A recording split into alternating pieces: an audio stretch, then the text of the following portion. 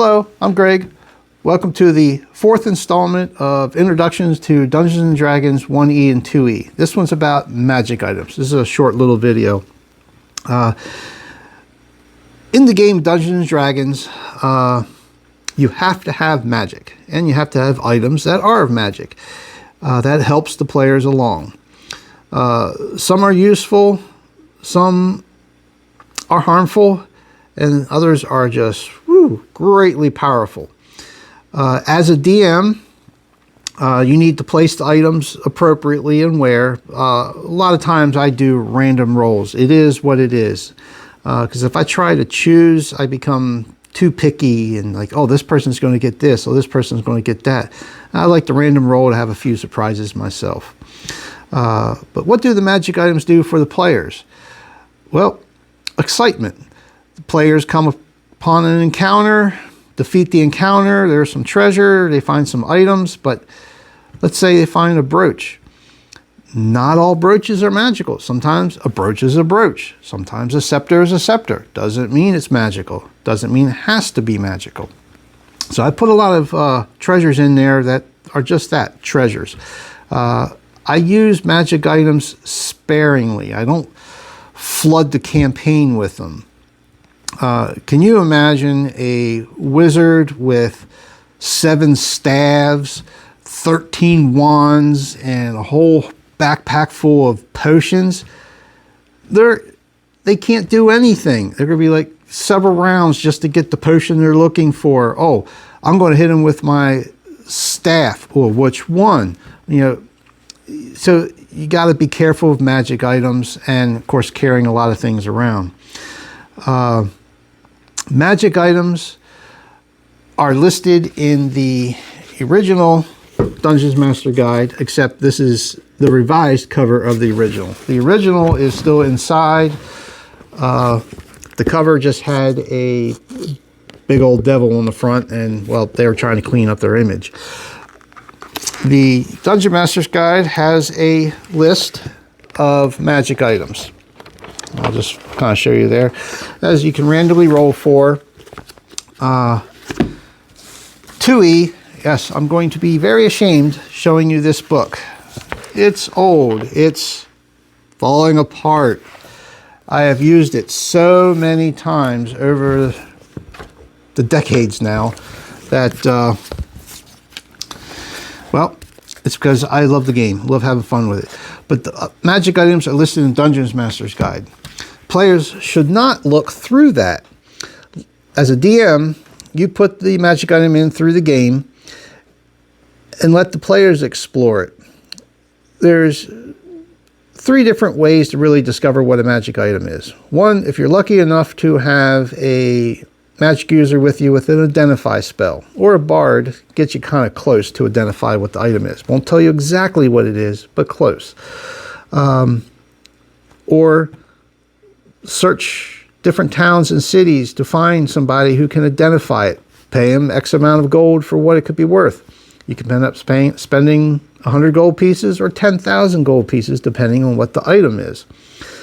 Or you could do it the free way, the fun way. Use it. Use the darn thing.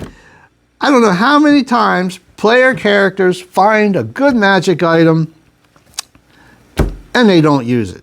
They just put it in their backpack or put it, in their backpack, and there's the encounter. Why'd the encounter go south? Oh, man, I had this wand the whole time. Use them! Use them! Oh, my gosh, that's what they're there for.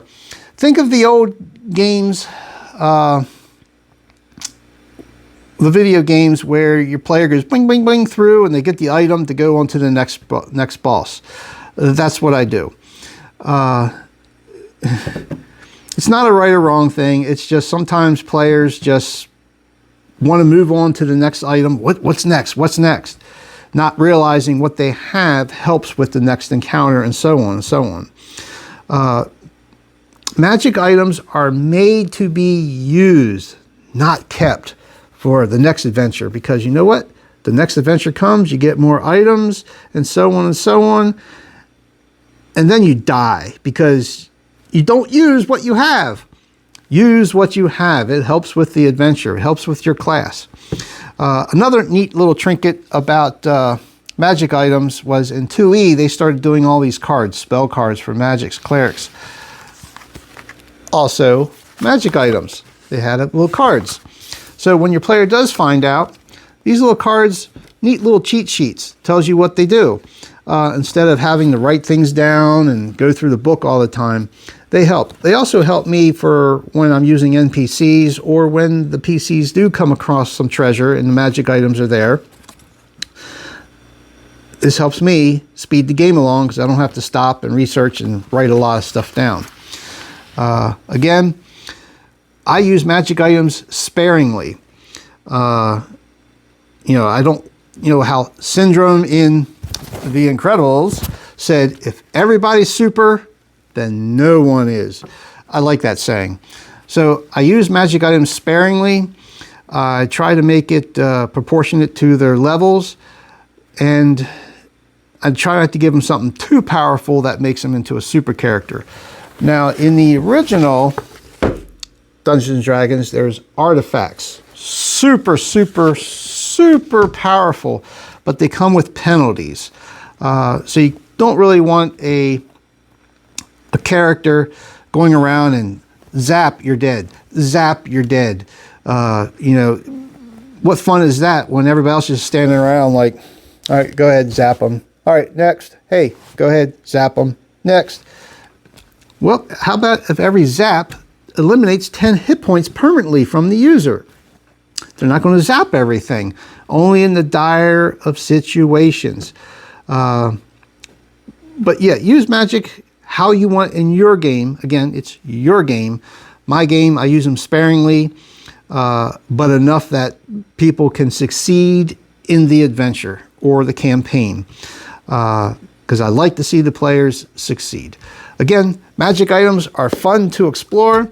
Sometimes I create my own, and I'm interested if you created it of your own, and if so, list the comments down below. Again, I am Greg, author of Tomes of Ahyr. These are my fantasy books. Yes, shameless plug. I got 4 of them out. 5th one will be due next year in 2026.